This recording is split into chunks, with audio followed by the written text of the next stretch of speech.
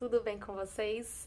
Gente, hoje nós vamos para a nossa próxima aula e nós iremos falar sobre um assunto interessante, é um assunto assim que eu gosto bastante de falar porque tem uma conexão com aquilo que vocês conhecem de arte, né? Quando a gente fala sobre Mona Lisa, por exemplo, todo mundo sabe que quadro é esse que eu tô falando, né? Então faz com que vocês tenham uma associação, que vocês consigam entender qual é o assunto o tema principal da nossa aula. Então, nós vamos falar de autorretrato e de como a gente pode se identificar nesses autorretratos. O que os artistas queriam fazer nesses autorretratos, enfim, por aí vai. Olha só, galera. Quando a gente fala sobre esses desenhos de rosto e autorretrato, a gente está falando sobre uma série de artistas e esses artistas tinham como não digo técnica, mas eles tinham como uma linha a seguir, né? Quando eu falo assim que o artista tinha uma linha a seguir, é que ele tinha uma ideologia. O que isso quer dizer? É que eles gostavam de retratar coisas daquela maneira. Então, quando a gente fala em arte, a gente fala sobre um monte de artista que gosta de retratar coisas diferentes e essas coisas diferentes elas vão se enquadrar dentro de um lugar, como se fosse uma espécie de denominação das coisas. A gente vai ter artistas que são cubistas, a gente vai ter artistas que são impressionistas, que são dadaístas, que são modernistas, enfim, a gente vai ter uma gama, uma série de artistas que entram dentro de denominações diferentes. E hoje nós vamos estar tratando justamente desses artistas que são responsáveis por fazer autos retratos. O que são esses autos retratos, professora Cíntia? Então, vocês já devem ter ido a algum momento da vida de vocês, por exemplo, em alguma praia. Mas se não foi, não tem problema. Calma que vocês vão entender do mesmo jeito. Eu digo praia porque a praia é mais comum de se ver na orla da praia.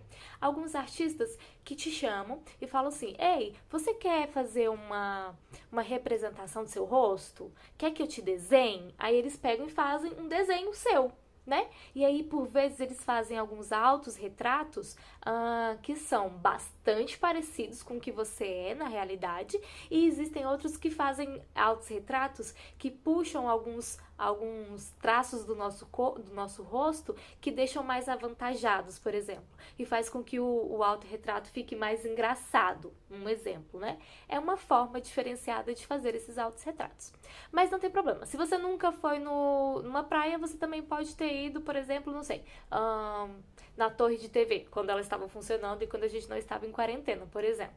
Quando a gente chega lá, existem muitos artistas que ficam lá fazendo autorretratos. É um exemplo, só para vocês conseguirem entender do que é que eu estou falando, tá bom? Então, olha só. Existe um artista chamado Rembrandt, de 1606 até 1669, e esse artista, gente, ele é responsável por um dos maiores números de telas já feitas que constituem autorretratos. Ou seja, ele fez mais de 100 telas de autorretratos e ele é considerado um dos caras, assim, dos artistas que mais tem obras dentro desse estilo, dentro dessa linha. Lembra que eu falei para vocês? Então, dentro dessa linha. Então, nessa época aí que ele viveu, ele ficou acostumado a fazer vários autorretratos. E uma das suas características nos seus autorretratos era de retratar a realidade como ela era, e a gente consegue perceber com a passagem do tempo que as suas obras elas possuem as características faciais bastante delimitadas. Nós conseguimos perceber o quanto que o tempo passa para ele mesmo enquanto ele faz seus autorretratos, porque ele se autorretratava muitas vezes, né? Ele começou se autorretratando. Então a gente pode perceber que ela, além de ser uma espécie de fotografia, porque nessa época não existia fotografia, as pessoas faziam esses autorretratos justamente para conseguir retratar e guardar ali uma recordação deles, né, deles mesmos. a gente pode perceber que ele se retratava em diferentes fases da vida dele. Então, se ele estava feliz, ele se retratava feliz. Se ele estava triste, ele se retratava triste. Se ele estava assustado, ele se retratava assustado. Se ele estava desesperançoso, ele se retratava dessa maneira. Então, ele tinha essas formas diferenciadas de se retratar. Ele trazia todos os seus aspectos individuais, aquilo que ele estava sentindo naquele momento, e passava para a tela. E ele ficou muito conhecido justamente por essa característica, por deixar bastante delimitados seus traços que mostravam as características do seu rosto, tá bom? Então, sempre quando a gente falar de Rembrandt, vocês precisam lembrar dessa característica aí, de que sim, quando passa o tempo, a gente consegue ver as suas características faciais também sendo retratadas de maneira bem visual, bastante forte, bastante delimitada. Então eu conseguia ver de maneira bem clara como era essa transformação do tempo. Ou seja, ao passo que ele foi ficando mais velho, a gente consegue perceber que as suas obras foram tendo traços mais antigos, ou traços mais antigos não, gente, traços de pessoas mais velhas mesmo. Ele conseguia trazer essa expressão de pessoa mais velha, tá bom? E aí, só lendo para vocês aqui tudo que eu acabei de falar, a curiosidade de Rembrandt sobre as particularidades das pessoas de si próprio era grande, o que fez com que seus retratos fossem sempre cheios de detalhes interessantes. Nos diferentes momentos dos retratos observados, podemos perceber a passagem do tempo e a mudança de humor com que ele se representou. Então aí já fica um resuminho sobre o que eu acabei de falar de Rembrandt para vocês, tá bom? Um outro artista que também conseguiu retratar bastante o seu sentimentalismo foi o Amedeo Modigliani. Deixa eu ver, o ano 1884 a 1920, tá bom? É o ano que ele nasceu e o ano que ele morreu. Ele morreu bem em 1920, quase no modernismo brasileiro que estava acontecendo no Brasil, né? Interessante, bom a gente se situar aí em relação às datas, tá bom? E o Amedeo, ele, apesar de ser um artista, né, um pintor bastante conhecido, ele fez apenas um autorretrato, mas esse autorretrato ficou muito conhecido justamente pelos seus traços, né? E esses traços demonstravam bastante a sua característica pessoal, aquilo que ele estava sentindo naquele momento. E aí, ele se retratou em uma fase da vida dele que não estava muito legal, ele não estava se sentindo muito bem, ele estava tendo alguns problemas, e vocês vão ver que isso é bastante característico dos artistas. Eles gostam de trazer, qual é a principal ferramenta de um artista? É justamente, não é o pincel, não é o quadro, não é o corpo, isso aí vem tudo em segundo plano, gente. O primeiro instrumento de um artista é justamente o quê? O seu sentimento. A partir daquilo que ele sente, ou daquilo que ele não sente, é que ele pode fazer suas obras. E o Amedeo, ele utilizou-se justamente daquilo que ele estava sentindo naquele momento, né? Que era uma tristeza profunda, ele não estava passando por um momento muito legal da vida dele, e aí, no momento que ele foi se retratar, ele utilizou mesmo essas características mais capenga, xoxa, triste, enfim. E aí, ficou bastante conhecido, apesar de ter sido apenas um autorretrato que ele fez na vida dele, tá bom?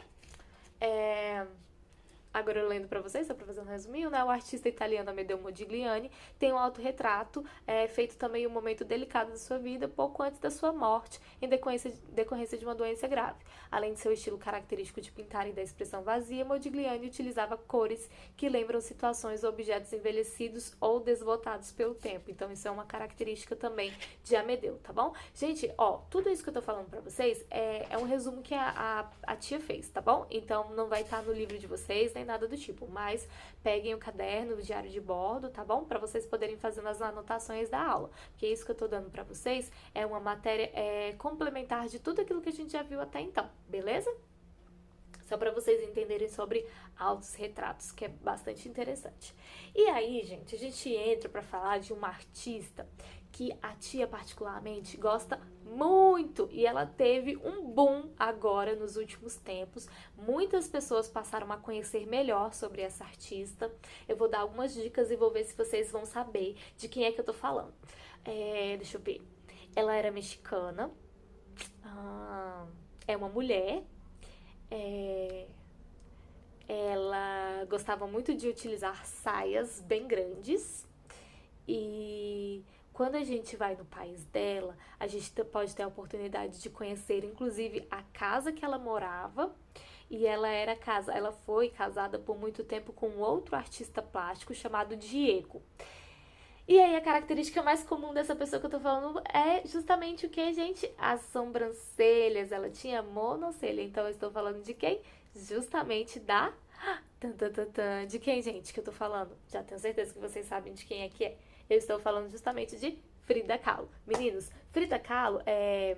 Provavelmente vocês já devem ter visto alguma pintura dela, né? Vocês podem perceber que ela é uma artista também que trabalha com muitos autorretratos. Então, ela se autorretratou por muito tempo da sua vida. Isso começou justamente no momento em que ela era bastante jovem, estava andando na cidade dela e ela foi andar, se não me engano, de bondinho, que era um transporte bastante comum da época, né? E aí, andando de bondinho, o bondinho acabou sofrendo um acidente. Isso fez com que ela ficasse com uma sequela muito grande nas costas. Então, por muito tempo da vida dela, ela passou justamente deitada numa cama.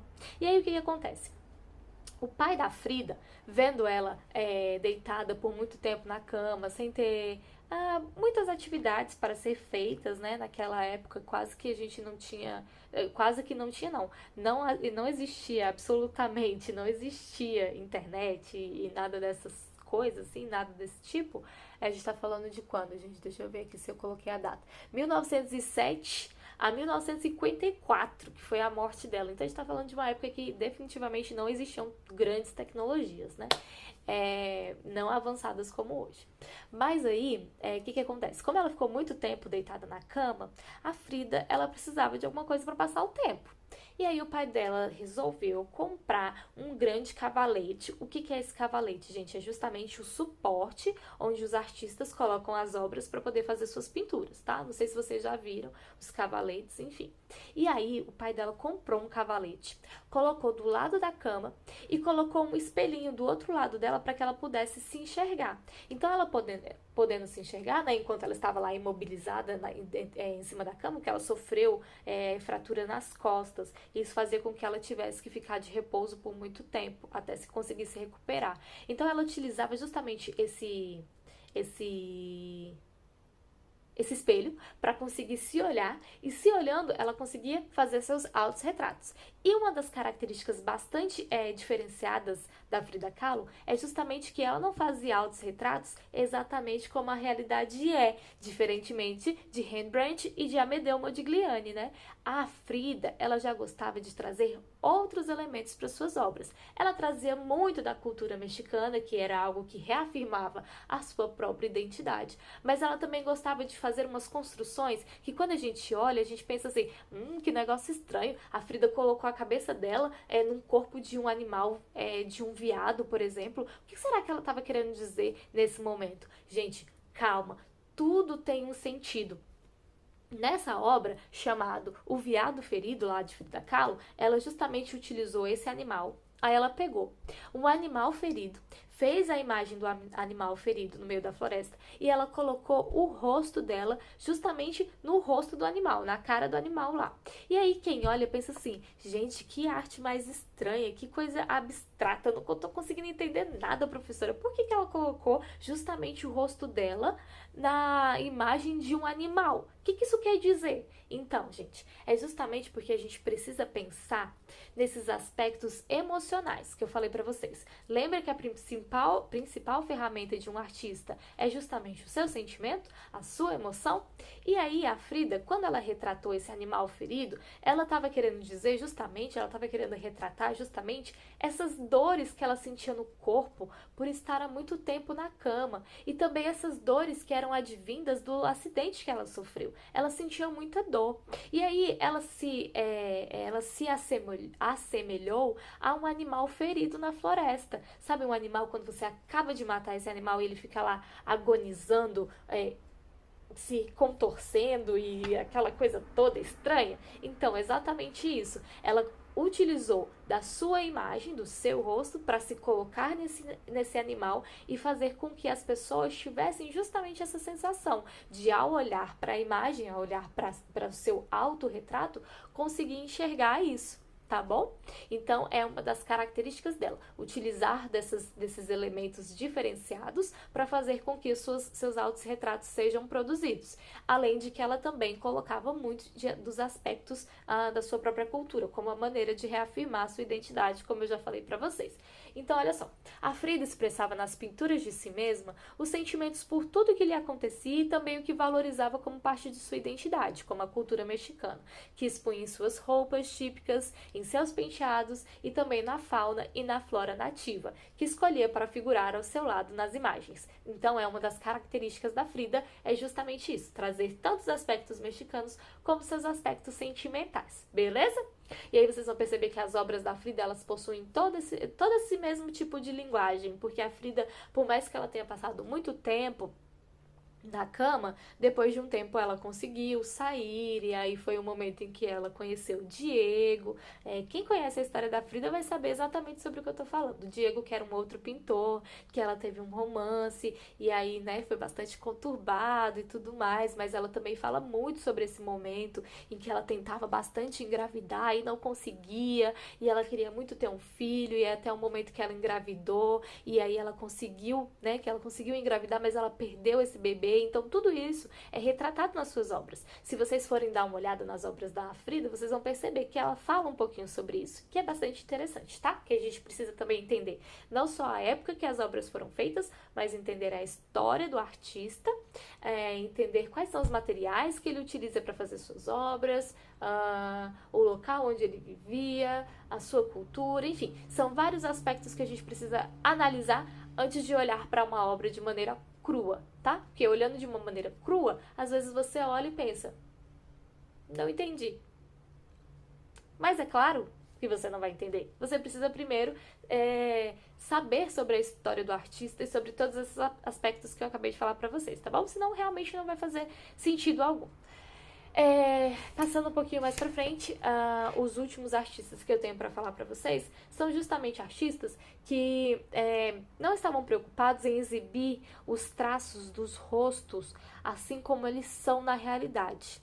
Eles estavam mais preocupados em deixar sobressair nas suas obras, em deixar mais evidente, deixar mais claro, deixar mais perceptível as suas técnicas do que os traços dos rostos. Mas eles também eram responsáveis por fazer autorretratos. E aí a gente tem dois artistas, tanto o Vicente Van Gogh quanto o Escher. É meio difícil falar o nome dele. Escher.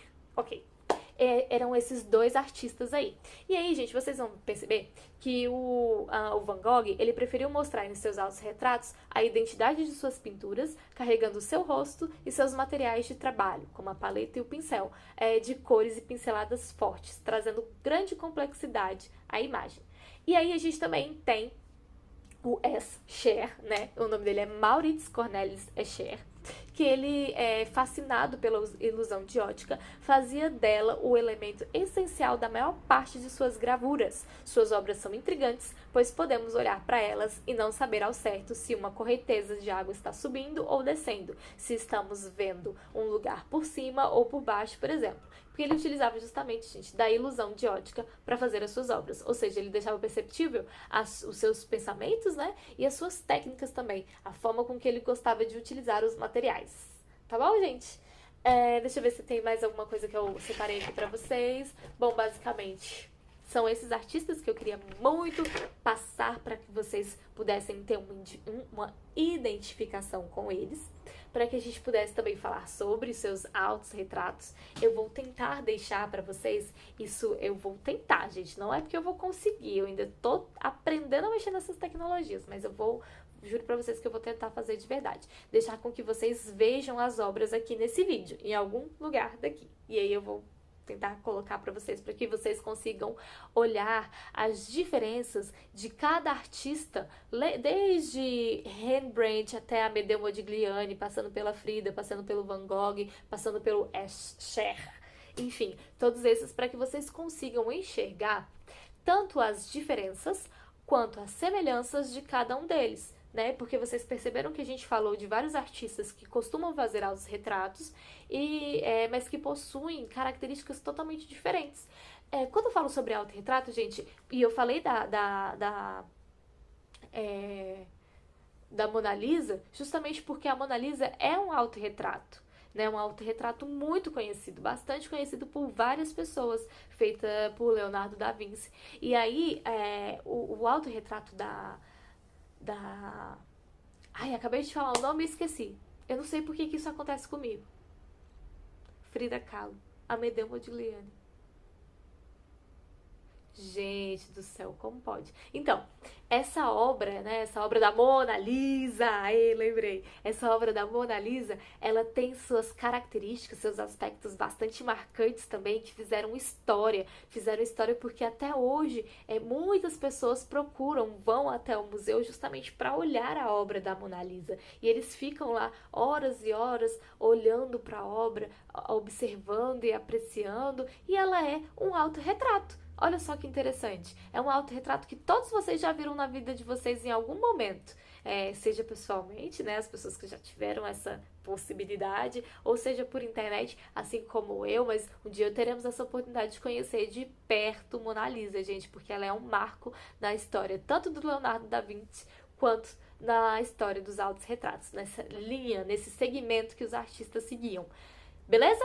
Então, gente, é essa nossa aula de hoje. Espero que vocês tenham feito todas as anotações dessa aula, tá bom? Espero mesmo que esteja tudo aí dentro do diário de bordo de vocês e que a gente possa começar. Estamos finalizando o nosso primeiro bimestre, né? Que a gente possa começar nosso segundo bimestre assim, ó, bem tranquilos, sabendo que esse momento vai passar, que a gente vai conseguir sair dessa pandemia e dessa quarentena e que logo, logo nós estaremos juntos novamente, tá bom? Um beijo, um cheiro, fiquem com Deus, tô morrendo de saudade de vocês, meus amores.